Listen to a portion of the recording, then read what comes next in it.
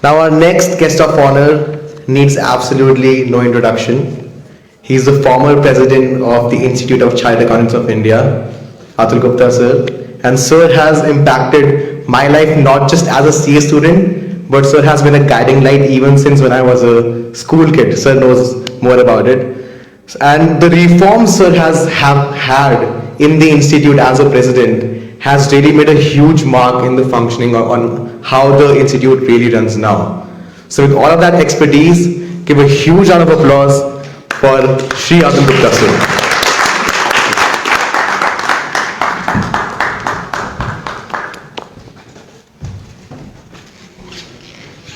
Thank you brother. आदरणीय सबरवाल साहब, गुप्ता जी, विपिन जी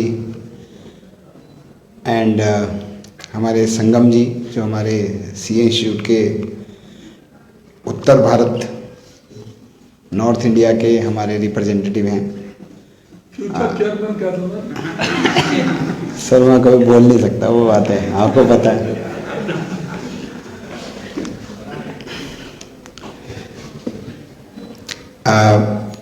भोला साहब जो अपने इस संस्था के मार्गदर्शक हैं, मैडम जिन्होंने मेरे को पुश किया इस प्रोग्राम में आने के लिए कि आपने इस प्रोग्राम में आना है, तो मैं उनके निमंत्रण को इंस्पाइट ऑफ कि मैंने घर पे किसी को डिनर के लिए बोला हुआ था, तो मैंने कहा कि चलिए मैं इस प्रोग्राम में आके एक बार ज़रूर जो है वो पार्टिसिपेट करूँगा। और सभी जिनका भी मैं नाम नहीं ले पा रहा, पर सभी आदरणीय मित्रों, फ्रेंड्स, लेडीज एंड जेंटलमैन, सबसे पहले तो नवोदया चैम्बर को धन्यवाद कि आपने एक बहुत सुंदर सा प्रोग्राम ऑर्गेनाइज किया संदीप जी की गाइडेंस में।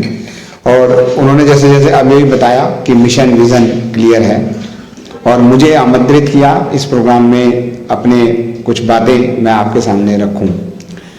मेरा एनजीओ, क्योंकि टॉपिक एनजीओ का है, और मेरा एनजीओ के मामले में अगर बात करें तो मेरे दो संबंध हैं, और मैं जो भी बातें करने जा रहा हूँ आप लोगों से, मैं उस प्रैक्टिकल, क्योंकि मैं जब आरसी गुप्ता जी को सेशन के बीच में, जब पिछला सेशन खत्म हुआ, तो मैं आरसी गुप्ता जी को भी मैंने एक बात कही कि मैंने कहा आपने बड़ा अच्छा बोला, तो आरसी गुप्ता जी बोले हम्बल वे में कि ठीक है। तो मैंने कहा जी इम्पोर्टेंट क्या है कि आप अपना एक्सपीरियंस शेयर करते हैं तो उससे हम सीखते हैं। तो ये जरूरी नहीं होता है कि हम लोग जो है वो एक वक्ता के रूप में कोई टॉपिक पे चर्चा करें, हम अपना एक्सपीरियंस भी अगर साझा करते हैं तो हम सब सीखते हैं और एक दूसरे से प्रेरणा लेते हैं। तो मैंने एक टॉपिक रखा था जब मैं सीए इंस्टीट्यूट में प्रेसिडेंट था, और हमने जितने भी स्टूडेंट की कॉन्फ्रेंस करी उसका हम लोगों ने जो पंच लाइन रखी थी वो थी एस्पायर टू इंस्पायर। मतलब आप जो है वो किसी को इंस्पिरेशन बन सकें, आप इंस्पिरेशन दें, आप किसी को इंस्पायर कर पाएं, तो यही जीवन का जो है वो हमारा, क्योंकि मुझे ऐसा लगता है कि जब आप इंस्पिरेशन कब बनते हैं, जब आप खुद एक अच्छे व्यक्ति होते हैं, जब आप किसी को इंस्पिरेशन देने लायक बन जाते हैं। तो अगर आप वैसा बन गए तो ऑटोमेटिकली आपका तो हो ही गया काम, और जो है वो दूसरे के लिए भी हो गया कि मुझे ऐसा ही बनना है। तो रोल मॉडल ढूंढता है हर एक कोई। तो मेरी जो भी बातें हैं वो दो एक्सपीरियंस से आएंगी, जो भी मैं अगले कुछ 10-15 मिनट में जो भी समय मुझे एलोकेटेड है मैं बोलूँगा। तो एक मैं जो हमारे चार्टर्ड अकाउंटेंट इंस्टीट्यूट है, पूरा नहीं बोलते हैं क्योंकि हमारे एनजीओ वाले भाई साहब तो ये समझेंगे नहीं कि ICAI क्या है ये सब। तो जो चार्टर्ड अकाउंटेंट का इंस्टीट्यूट है हमारा, जो सीएज होते हैं, मैं उसका राष्ट्रीय अध्यक्ष रहा हूँ। और दूसरा मैंने अभी पिछले कुछ 2 वर्ष पहले एक छोटी सी एनजीओ जो है वो संस्था शुरू करी, जो सेक्शन 8 कंपनी है, नॉट फॉर प्रॉफिट है, और जो सस्टेनेबिलिटी पे काम करती है, तो इन्वायरमेंट के ऊपर काम करती है। सही बातों में सीधा बात करें तो इन्वायरमेंट पे काम करती है वो। तो इसलिए जो मेरा अनुभव है दोनों बातों का जोड़ के मैं आप लोगों के सामने रखूंगा कि क्या हमारे लिए इंपॉर्टेंट है अगर हम स्ट्रेटेजी की बात करें, एज ए एनजीओ अगर हम स्ट्रेटेजी की बात करें। सबसे पहली बड़ी बात जो मैं संदीप जी की बात से मैं जो एक पॉइंट मैंने लिया, और जो विपिन जी की बात से मैंने एक पॉइंट लिया कि अभी जैसे एग्जाम्पल की बात है कि संदीप जी बुरा मन मानिएगा, मतलब एक बात का एक प्रीएम्बल के तरीके से कि आजकल स्किल डेवलपमेंट में काफी पैसा सरकार दे रही है, तो क्यों नहीं हम एक ऐसे एनजीओ बनाए। इसका मतलब क्या हुआ कि हम लोगों ने एनजीओ बनाई ये सोच के कि उस तरफ से जो है वो हमारे को सरकार से कुछ पैसा मिल जाएगा। तो इसका मतलब मेरा तो कोई मिशन था ही नहीं। मेरा मिशन तो क्या था, मेरा मिशन तो ये था कि मैं जो है जहां पर पैसा मिल जाएगा, जहां पर सपोर्ट मिल जाएगी, मैं वो काम कर लूंगा। तो इसका मतलब क्या हुआ कि आप जो है वो दिल से तो काम कर ही नहीं रहे। तो विपिन जी ने क्या बोला, मेरे पास दो ऑप्शन थी, या तो मैं टीचर बन सकता था या मैं जो है वो सेवा कर सकता था। मैंने सेवा को चुना। मतलब क्या हुआ कि इनका एक मिशन था, एक विजन था कि मुझे एक जो है वो मिशन विजन पे काम करना है। तो जो सबसे इंपॉर्टेंट बात यह है कि अगर हम कोई एनजीओ बनाते हैं, तो जैसे हम लोगों ने एक एनजीओ बनाई, या आईसीआई में जो चार्टर्ड अकाउंटेंट इंस्टीट्यूट के अंदर हमारे जो एंकर हैं, एमओसी हैं, उन्होंने जो बात कही कि मैंने बहुत सारा रिफॉर्म करने की कोशिश करी। तो मैं आपको एक छोटा सा एग्जांपल बताता हूं कि हमारे यहाँ पे मैं दो तीन एग्जांपल आपको बताता हूं जो आपको समझने के लिए आपको हेल्प करेंगे। मैं क्या कहना चाहता हूं कि हमारे यहाँ पे लाखों बच्चे हैं। अब लाखों बच्चों के पास जो है वो उनको स्टडी मटेरियल लेना होता था। तो वो क्या करते थे कि स्टडी मटेरियल लेने के लिए हमारा विश्वास नगर में एक ऑफिस है, तो पूरे नॉर्थ इंडिया के बच्चे विश्वास नगर आते थे, लाइनों में लगते थे, 2 दिन ट्रैवल करके आ रहे हैं, जम्मू से भी आ रहे हैं, कहीं कहीं से आ रहे हैं। और उसके बाद मटेरियल अगर पूरा अवेलेबल नहीं है तो उनको बोला जाएगा कि आप जो है वो अगली बार आना। और आधा मटेरियल मिला, आधा नहीं मिला। तो हम लोगों ने क्या कि जब मैं उधर बना, अध्यक्ष बना, तो हम लोगों ने एक स्कीम शुरू करी और हमने उस स्कीम के तहत जो है वो बच्चों को ये बोला कि आप अपने घर पे रहिए, ऑनलाइन ऑर्डर करिए। हमने एक ऑर्डर का सिस्टम बनाया कंप्यूटर पे, और जैसे ही आप ऑर्डर करते हैं हम इमीडिएटली आपको सामान जो है वो, आपकी किताबें जो है वो आपके घर पे डिस्पैच कर देंगे। तो उससे क्या हुआ, उससे बहुत सारे इकोनॉमिक बेनिफिट तो हुए, लेकिन बात क्या हुई कि आपने, अगर आईसीआई की बात करें, हम चार्टर्ड अकाउंटेंट इंस्टीट्यूट की बात करें, तो वो एक सबसे बड़ा एनजीओ, अगर मैं बोलूं देश का एक उदाहरण है, उसका भी मैं बात करता हूं कि जो केवल और केवल 65,000 रुपए के अंदर आज के युग में, जैसे उन्होंने बोला संदीप जी ने कि 6 लाख रुपया एमबीए कुछ करने का, कोर्स करने का, ग्रेजुएशन करने का पैसा लेते हैं, और फिर भी जॉब क्या मिलती है 15,000 20,000 की। लेकिन आईसीएआई में 65,000 रुपए में 4 साल का कोर्स कराया जाता है, वो भी बच्चे को आर्टिकलशिप का पैसा दे दिया, मिल जाता है, स्टाइपेंड मिल जाता है उसको, और उसके बाद उसकी नौकरी कितने की लगती है, 10 12 15 लाख रुपए की लगती है। तो मतलब क्या हुआ कि वो समाज में सक्षम बनाने का काम कर रहा है। Cost accountant, chartered accountant, company secretary, ये सक्षम बनाने का काम कर रहे हैं। तो मेरा क्या कहने का मतलब यह है कि हम लोग जो है वो, और उदाहरण छोड़ देता हूं क्योंकि समय ज्यादा हो रहा है, तो 1 मिनट के लिए मेरा कहने का मतलब यह है कि सबसे पहली स्ट्रेटेजी है वो ये है कि मैं करना क्या चाहता हूं, मैंने एनजीओ बनाया क्यों है। क्या मैंने एनजीओ इसलिए बनाया कि उस तरफ फंड ज्यादा अवेलेबल है, या मेरा पैशन है। तो विपिन जी ने बोला कि मेरा जो पैशन था, जिसकी वजह से मैंने जो है वो ये सोचा कि भाई मुझे तो जो है वो ये सब बातें नहीं देखनी है कि कमर्शियल क्या है क्या नहीं है, फायदा होगा नुकसान होगा, पैसा है नहीं है, पढ़ाऊंगा ये हो जाएगा, बच्चे अच्छे हो जाएंगे, नहीं। मैंने एक मिशन बनाया। तो जब तक मेरा एनजीओ मिशन के साथ शुरू नहीं होगा ना, अगर मान लीजिए मेरा टारगेट ही नहीं है, मेरा मिशन ही नहीं है, मेरा कोई पैशन ही नहीं है। आप लोगों ने मूवी देखी है, किक मूवी देखी है सलमान खान की, सब लोगों ने देखी होगी, ऐसे देखते हैं। तो उसमें क्या होता है, वो कहता है मुझे किक मिल रही है कहां से। तो जब तक मुझे जो है वो किक नहीं मिलती जिस चीज में, उसके बाद तो क्या है कि वो सारा का सारा काम मैं कैसे कर रहा हूं, मैं बेनिफिट के हिसाब से कर रहा हूं। मुझे जहां पैसा मिल जाएगा मैं वो काम कर लूंगा। वेलकम संजय जी, प्लीज ऊपर आ जाएगा इस पे। तो 1 मिनट के लिए मुझे पैसा उधर से मिल जाएगा तो मैं ये वाला प्रोजेक्ट कर लेता हूं। तो क्या हुआ कि हम प्रोजेक्ट ढूंढ रहे हैं जिसके अंदर जो है वो मुझे फंड की अवेलेबिलिटी हो जाएगी, रादर देन जो है वो मेरा पैशन है। तो जो सबसे इंपॉर्टेंट बात यह है कि अगर आप पैशन के लिए काम करते हैं,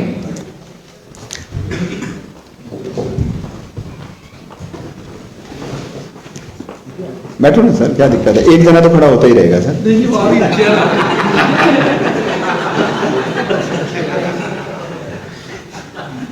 तो जो है जब तक हम उस पैशन के लिए काम नहीं कर रहे हैं, तो मेरा मानना यह है कि हम एनजीओ नहीं चला रहे, हम लोग एक फॉर प्रॉफिट एंटिटी चला रहे हैं। हम सोच रहे हैं कि इसमें हमारे को कुछ बचत हो जाएगी, हमें इसमें कुछ बचत हो जाएगी। तो वो बचत के पर्पज से अगर हम काम कर रहे हैं तो फिर 1 मिनट के लिए वो एनजीओ थोड़ी हुआ। एनजीओ का मतलब क्या है, नॉट फॉर प्रॉफिट।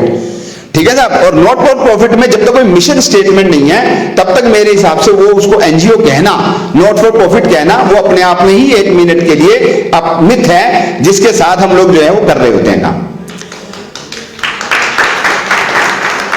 दूसरी बात, एक बहुत इंपॉर्टेंट बात है जो समझने की है कि एनजीओ का एक्चुअल रोल क्या है।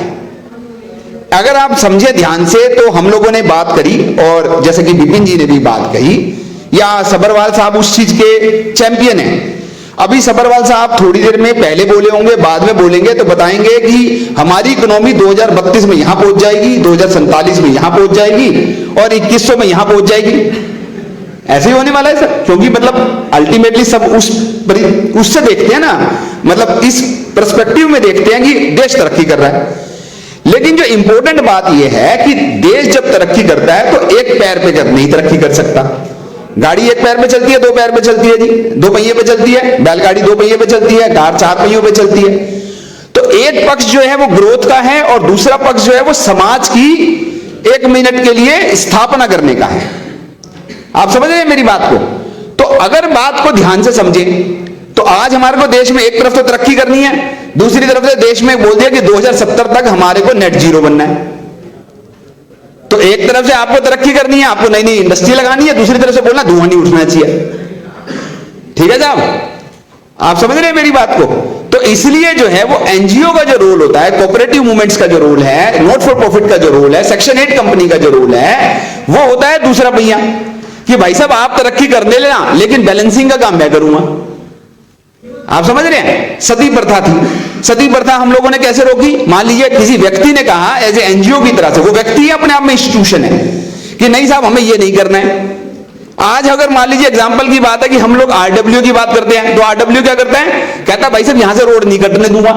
कोऑपरेटिव क्या करता है? कहता है कि जी मैं तेंदू पत्ते इकट्ठे करके जो है वो मैं आम आदमी को 1 मिनट के लिए उस तरक्की का भागीदार बनाऊंगा। तो अपने आप में जो एनजीओ का जो रोल है वो 1 मिनट के लिए उस दूसरे पहिए का रोल होता है कि वो जो है वो कह रहा है जी आप तरक्की करो। बिजनेसमैन का काम है मेरा प्रॉफिट कितना बढ़ा, वो कहता है 10,000 करोड़, 2,000 करोड़, 5,000 करोड़। वो कहता है नहीं, मैं जो है वो 1 मिनट के लिए मैं ये इंश्योर करूंगा कि पूरा समाज, जिसको हम इंक्लूसिव ग्रोथ कहते हैं, तो बिजनेसमैन को इंक्लूसिव ग्रोथ वगैरह की बात नहीं करता, वो सिर्फ कागजों में हो जाती है।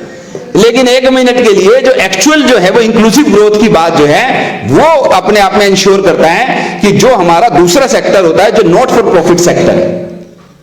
तो हम लोगों को 1 मिनट के लिए यह समझना चाहिए, अब मैं एक वर्ड यूज कर रहा हूं आप लोगों के अच्छे के लिए, वो है चेंज मैनेजमेंट। कि 1 मिनट के लिए कि जो चेंज मैनेजमेंट का जो रूल है, 1 मिनट के लिए एक वर्ड होता है वैल्यू वर्सेस वैल्यूज। ठीक है साहब, तो वो क्या देख रहा है? वो वैल्यू देख रहा है, मेरी वैल्यूएशन कितनी बढ़ गई, और उस समाज के अंदर वैल्यूज कितनी बढ़ गई, ये देखने का काम किसका है? वो देखने का काम आपका है कि जो हम लोग जो है वो नॉट फॉर प्रॉफिट ऑर्गेनाइजेशंस चलाते हैं। तो इसलिए जब तक मैं इस बात को नहीं समझूंगा कि मेरा रोल भी बहुत अहम रोल है और वो मेरा मिशन है, वो मेरा विजन है, मैं उस पैशन के लिए काम कर रहा हूं। तो जैसे विपिन जी ने कहा मेरा पैशन है कि मैं बोलूंगा कि हिंदी को बढ़ाओ, एग्जाम्पल है, तो इन्होंने बोला कि मैं हिंदी को बढ़ाओ, तो मैं हिंदी को बढ़ा के मैं अपने आप में उस दूसरे पहिए का काम कर रहा हूं। कि आप खाली यही ना बात करोगे 1 मिनट के लिए कि भाई आप इंग्लिश की बात करोगे तो मेरा जो बच्चा हिंदी भाषी है, जो मुफसिल टाउन से जो बिलोंग करता है, जो छोटे प्रदेश से बिलोंग करता है, जो सरकारी स्कूल में पढ़ रहा है, उसकी तो तरक्की नहीं होगी। तो इसलिए इन्होंने बोला कि भाई मैं हिंदी को प्रमोट करूंगा ताकि वो व्यक्ति भी मेन धारा में अपने आप को स्थान प्राप्त कर सके। आप समझ रहे हैं मेरी बात को? तो ये इनका 1 मिनट के लिए, मैंने आपसे पहली बार मैं मिला, लेकिन मैं इनकी बात को, मिशन को समझा कि भाई ये मिशन क्या होगा, क्या मिशन रहा होगा इसके पीछे। तो शायद ये एक मिशन, एक पार्ट, मतलब इनके तो 50 पार्ट रहे होंगे, 50 मिशन होंगे, उनमें से शायद एक मिशन ये होगा कि भाई हम इसको प्रमोट करें ताकि हर व्यक्ति जो है वो अपने आप में मेन धारा का अपने आप में सदस्य बन सके। तो इसलिए जो दूसरी इंपॉर्टेंट बात यह है कि हमें यह बात समझना पड़ेगा कि आप जो है वो आप एक बहुत बड़े चेंज मैनेजमेंट के अपने आप में पिलर है। आप इसलिए इसको यह मत समझिए कि मुझे भाई आज गवर्नमेंट ने कहा कि भाई मेरे को स्किल डेवलपमेंट में पैसा मिल रहा है तो मैंने वो एनजीओ खोल दी, कल दूसरी बार पता चला एनवायरमेंट में बहुत पैसा मिल रहा है तो वो एनजीओ खोल दी। तो वो तो फिर 1 मिनट के लिए हमारा मिशन कुछ नहीं है, वो तो हम कह रहे हैं कि ये एक दूसरा नाम है, वहां पर वो प्राइवेट लिमिटेड है और यहां पर 1 मिनट के लिए वो उसका नाम एनजीओ रख दिया। और दैट्स व्हाई एनजीओ को बहुत अच्छी निगाह से नहीं देखा जाता। आप समझ रहे हैं मेरी बात को? एनजीओज को, मतलब मैं आपको बताऊं कि जैसे हम लोगों ने एक छोटा सा ऐप बनाया और उस ऐप पे हमने कहा कि सब लोग ओथ लेंगे सस्टेनेबिलिटी की, क्या कि मैं 1 मिनट के लिए शावर का कम से कम यूज करूंगा, मैं लाइट बंद कर दूंगा, ऐसे करके हम लोगों ने एक ओथ बनाई और उस ओथ के लिए हमने एक ऐप बनाया। तो जो मेरी प्राइवेट लिमिटेड का ऐप था वो एप्पल ने 1 मिनट में अप्रूव कर दिया, लेकिन जब मैंने एनजीओ का ऐप उनको बोला तो बोले भाई साहब हमारे को चेक करना पड़ेगा आपके क्रेडेंशियल्स का। मतलब लेवल आप समझ रहे हैं मेरी बात का, कि 1 मिनट के लिए सबकी निगाह में क्या होता है, अरे भैया एनजीओ है तो कुछ ऐसा सा ही होगा। आज प्राइवेट लिमिटेड से ज्यादा हिंदुस्तान में एनजीओ हैं।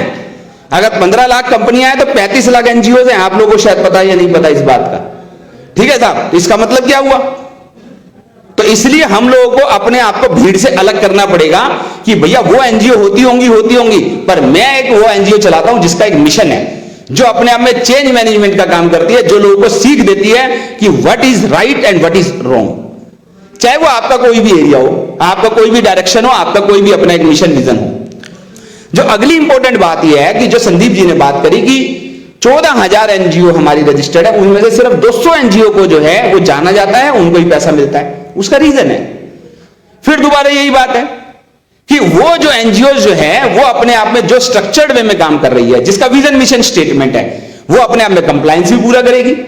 तो अगर मान लीजिए हमारे को एटीजी का सर्टिफिकेट लेना है, 12A सर्टिफिकेट लेना है, हम लोगों ने एफसीआरए का लाइसेंस लेना है, या हमने अपने आप को एमसीए के साथ रजिस्टर्ड कराना है सीएसआर फंड के लिए, जब मैं वो सारी की सारी बातें मैनेजमेंट ही नहीं करता, मेरी किताबें ही नहीं है, मेरे को यही नहीं पता मेरे पास कितना पैसा आया, कितना आया, क्या हुआ, मेरे कोई रिकॉर्ड भी मेंटेन नहीं है, ना ऑडिट होता है, ना मेरी कोई बैलेंस शीट बनती है, ना मेरा कोई कैश फ्लो स्टेटमेंट बनती है, और ना मैंने कभी 1 मिनट के लिए अपने आप को रिकॉग्नाइज कराया। मैं ओपन हूं ऑडिट कराने के लिए, आप मेरा ऑडिट करिए।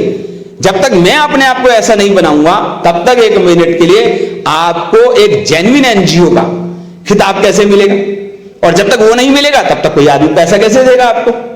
भाई हर एक व्यक्ति सोचेगा ना कि आज मान लीजिए पीएसयू है, संदीप जी ने सही कहा कि हमने पीएसयू को बुलाया, पर पीएसयू सबसे पहले क्या बोलेगा, मुझे 3 साल की बैलेंस शीट दीजिए, ऑडिट रिपोर्ट दीजिए, आप एटीजी में रजिस्टर्ड है, 12A में रजिस्टर्ड है, सीएसआर में रजिस्टर्ड है, तो मेरे से पैसा ले लीजिए। आप मुझे बताइए आप क्या प्रोजेक्ट कर रहे हैं, प्रोजेक्ट क्या कर रहे हैं, कह जी जो आप कहोगे वही प्रोजेक्ट कर लेंगे। फिर नहीं चलेगा, फिर नहीं चलेगा। फिर तो ये हुआ भाई साहब कि 1 मिनट के लिए आप पैसे के लिए कह रहे हो, भाई साहब आप जो बोलोगे वो कर लूंगा, भाई 80 खर्च करूंगा, 20 बचा लूंगा, इधर उधर सैलरी हो जाएगी, ये हो जाएगा, वो हो जाएगा। मैं आपको एग्जांपल के लिए बताऊं, जैसे हम लोगों ने एक एनजीओ शुरू करी, सबरवाल साहब, just to share with you, मैंने पहली ओथ क्या ली, इस एनजीओ के अंदर 1 रुपए भी एडमिनिस्ट्रेटिव खर्चा नहीं डलेगा। मतलब कोई सैलरी नहीं दी जाएगी किसी को, डायरेक्टर्स को या किसी भी ओनर को, किसी भी मालिक को। 1 मिनट के लिए इसके अंदर कोई भी किसी भी तरह का कोई खर्चा नहीं डाला जाएगा। सिर्फ और सिर्फ अगर जो पैसा आएगा वो हम लोग अपने मिशन स्टेटमेंट के लिए पैसा खर्च करेंगे। लेट अस से सस्टेनेबिलिटी पे हम लोगों ने कहा हम हजारों स्कूलों के अंदर बच्चों को जाके जो है वो ट्रेनिंग देंगे कि what is sustainability, what is environment, कैसे एनवायरनमेंट को प्रोटेक्ट करना है। तो जो भी पैसा आएगा वो 1 to 1 सिर्फ 2 ही हेड होंगे बैलेंस शीट P&L में, एक पैसा आने का और दूसरा पैसा जो है वो 1 मिनट के लिए स्कूलों में ट्रेनिंग देने का। कोई सैलरी नहीं दी जाएगी किसी को। तो अल्टीमेटली क्या होगा, तो अल्टीमेटली जब मैं जाके किसी के पास कहूंगा जी आपका पैसा एज इट इज 1 मिनट के लिए वहां जा रहा है, then only they will say yes it's good. तो अल्टीमेटली हम लोगों को जो दूसरी इंपॉर्टेंट बात यह है, हमें यह समझना पड़ेगा कि एक एनजीओ को अगर पैसा लेना है तो ना केवल उसकी मिशन स्टेटमेंट बल्कि उसकी मिशन स्टेटमेंट से रिलेटेड उसकी बैलेंस शीट्स, उसके अकाउंट्स कितने अपने आप में तैयार है, कितने हम लोगों के तैयार हैं। कहीं ऐसा तो नहीं कि खाली हम लोग 1 मिनट के लिए फंड की बात कर रहे हैं, हमारा कंप्लायंस लेवल क्या है। और तीसरी और लास्ट बात कह के अपनी बात को खत्म करूंगा। मैं संजय जी की वेट कर रहा था कि संजय जी ने कहा था कि सेशन चलाए रखना है, तो इसलिए मैंने कहा मैं चलाए रखूंगा, आदत है बोलने की। तो जो तीसरी और इंपॉर्टेंट और लास्ट बात कहूंगा और वो है आपको कि आज की तारीख में आपके इस काम को सराहना देने के लिए कि एनजीओ जो है वो अपने आप में चेंज मैनेजमेंट के पिलर हैं, कैटलिस्ट हैं चेंज मैनेजमेंट के। मेरी बात को ध्यान से समझिएगा, ये बात मैं कोई ऐसे नहीं बोल रहा हूं, चेंज मैनेजमेंट के कैटलिस्ट हो आप लोग, क्योंकि आप वैल्यूज प्रोपोजिशन पे काम करते हो, वैल्यू की बात नहीं करते हो। आपको सपोर्ट देने के लिए और उनको के सपोर्ट देने के लिए जो जेन्युइन काम कर रहे हैं। इवन आपको मैं बता दूं कि अब आपको पैसा लेने के लिए इवन आपको कंपनियों में नहीं जाना है। गवर्नमेंट ने एक नया स्टॉक एक्सचेंज लॉन्च किया है जिसका नाम रखा गया है सोशल स्टॉक एक्सचेंज, जिसमें अगर आप अपने आप को लिस्ट करा लेते हो, रिकॉग्नाइज करा लेते हो, रजिस्टर्ड करा लेते हो, तो इवन मान लीजिए आज हम गेल की बात करें, जैसे आरसी गुप्ता जी यहां पर बैठे हुए हैं, तो उसमें क्या होगा कि 1 मिनट के लिए गेल क्या करेगी, गेल देखेगी भाई मेरे को किसको पैसा देना है, भाई मैं उसको पैसा देता हूं जो स्टॉक एक्सचेंज में लिस्टेड है, क्योंकि क्या होगा, कम से कम ट्रांसपेरेंसी है, उनकी बैलेंस शीट अवेलेबल है, उनके सारे रिकॉर्ड अवेलेबल है, कौन मालिक अवेलेबल है, कौन डायरेक्टर से अवेलेबल है, सब कुछ तो ट्रांसपेरेंट है। तो कल को मेरे ऊपर कोई बात नहीं उठेगी भाई साहब किसको दे दिया पैसा। हर एक आदमी ये सोचता है ना, देने वाला भी, कि कल को मेरे ऊपर ही बात उठ जाएगी भाई साहब किसको दे दिया, जान पहचान से दे दिया क्या, तो आदमी क्या सोचेगा, कहेगा नहीं भाई साहब मैं तो उसको व्यक्ति को पैसा दूंगा जिसकी एक्टिविटी सारी ट्रांसपेरेंट है। तो इस तरह का एक एक्सचेंज बनाया गया है जहां पर अगर आपने आपको रजिस्टर्ड कर लेते हैं तो आप 0 कूपन 0 रिस्क बॉन्ड इशू कर सकते हैं। मतलब आपको जो पैसा मिलेगा उस पर आपको कोई भी इंटरेस्ट नहीं देना है और वो पैसा वापस भी नहीं देना है। मतलब क्या हुआ, एक तरह से वही हो गया कि डोनेशन मिल गई, लेकिन डोनेशन का रूप मिलने का क्या हो गया, आपने अपने आप को एक्सचेंज में रजिस्टर्ड कर दिया, सामने वाला एक्सचेंज के हिसाब से आपको पैसा अपने आप दे देगा, आपको जाके नहीं रिक्वेस्ट करनी सर पैसा दे दीजिए, क्योंकि वो ऑटोमेटिकली एक अपने आप में स्ट्रक्चर्ड तरीका बन गया जिससे कि ट्रांसपेरेंसी एंश्योर हो जाएगी। इवन मैं आपको एक स्टेप और बता रहा हूं, उस एक्सचेंज की जो ड्यूटी है वो क्या, इवन आप छोड़िए नॉट फॉर प्रॉफिट, इवन आप फॉर प्रॉफिट ऑर्गेनाइजेशन है, अगर मान लीजिए आप सपोज कीजिए आप एक प्राइवेट लिमिटेड है और वो प्राइवेट लिमिटेड जो है वो 16 जो सेक्टर दिए गए जैसे एजुकेशन है, आपको लगता है कि मैं एजुकेशन पे काम करना चाहता हूं, मैं एक यूनिवर्सिटी बनाना चाहता हूं एक पर्टिकुलर एरिया को डेवलप करने के लिए, तो आप अपने आप को उस एक्सचेंज में लिस्टेड करा सकते हो और आपकी इक्विटी लिस्टेड हो जाएगी। मतलब आपका शेयर ट्रेडिंग होगी। जैसे मान लीजिए आप लोग अभी सुन रहे थे ना, सबरवाल साहब ने बताया कि स्टॉक में लगाओ पैसा, ठीक है साहब, तो अगर कोई ऐसे वाले व्यक्ति होंगे, ऐसी कंपनियां होंगी जिनको लगेगा कि हमें इस सेक्टर को प्रमोट करना है, तो वो आपकी इक्विटी में पैसा लगा देंगे, जिससे कि 1 मिनट के लिए आपको अधिक पैसा मिल जाएगा और आप उस प्रोजेक्ट को अपने पूरा कर सकते हैं। तो ये ऐसे करके ना केवल हमारी मिशन स्टेटमेंट, हमारी चेंज मैनेजमेंट इंपॉर्टेंट है, बल्कि अगर हम लोग अपनी प्रॉपर कंप्लायंस पूरी करें, बैलेंस शीट प्रॉपर बनाएं, अपने आप को प्रॉपर रजिस्टर्ड करें और फिर इवन अपने आप को स्टॉक एक्सचेंज में लिस्टेड करा लें, so there will be the good opportunity which is available for the NGOs to complete their mission statement। मैं फिर दोबारा बोल रहा हूं लास्ट में, complete their mission statement। ये नहीं कि जहां से पैसा मिलेगा वो काम करेंगे, आपका मिशन क्या था, आपका विजन क्या था, उसको पूरा करने के लिए सपोर्ट जो है वो पूरा इकोसिस्टम के अंदर अवेलेबल होती है। विद दीज वर्ड्स, बहुत सारी बातें मेरे को मैडम ने कहा था कि अपना एक्सपीरियंस भी शेयर करना, अपनी जर्नी भी शेयर करना, लेकिन मैं सिर्फ क्योंकि लंबा होता चला जाएगा और मुझे पता है कि समय की सीमा है और भी हमारे बहुत सारे स्पीकर्स हैं, इसलिए वो सब बातें अभी नहीं करते हैं। लेकिन आप लोगों को अगर किसी भी तरह की कोई मतलब कहीं पर आपको ऐसा लगे कि हम लोग बैठे समझे एक दूसरे को, बात करें कैसे हम आपको एक दूसरे को सपोर्ट करें, so I am always available for the cause of this chamber as well as for all the my NGO brother and sisters who are here. Thank you very much for the opportunity.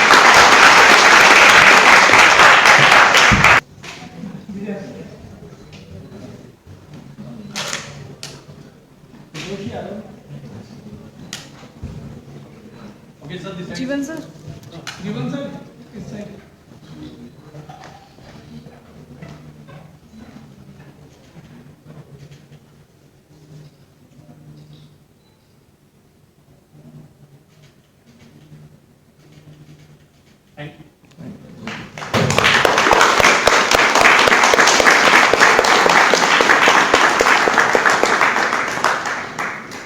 Next we will be felicitating our guest of honor, Bipin Kumar ji. I request Sanjay Gupta sir, Atul Gupta sir to please step forward for the felicitation.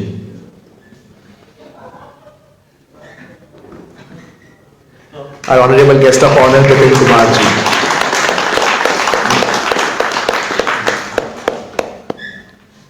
Next up, our esteemed speaker, Jyoti Prakash Garia sir. Once again, I would request Sanjay Gupta sir and Atul Gupta sir to please felicitate our guest of honor, Jyoti Prakash Garia sir.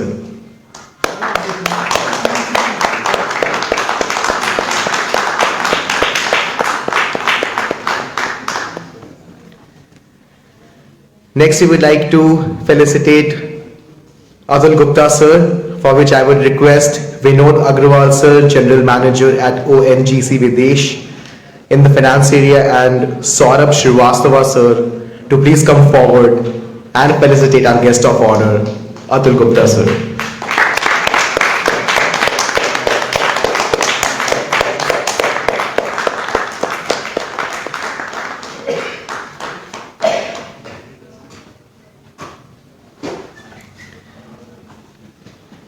Now we would be felicitating Sanjay Gupta sir, for which I would request S.K. Sinha sir, CGM at GAIL India, and Kamal Nath Thakur sir from NTPC to please come forward and facilitate our guest of honor, Sanjay Gupta sir.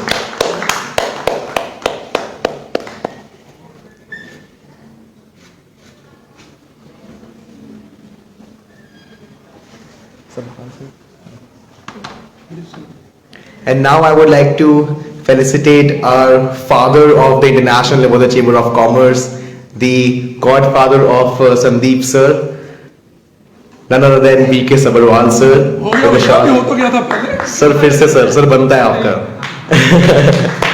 A round of applause, a round of applause.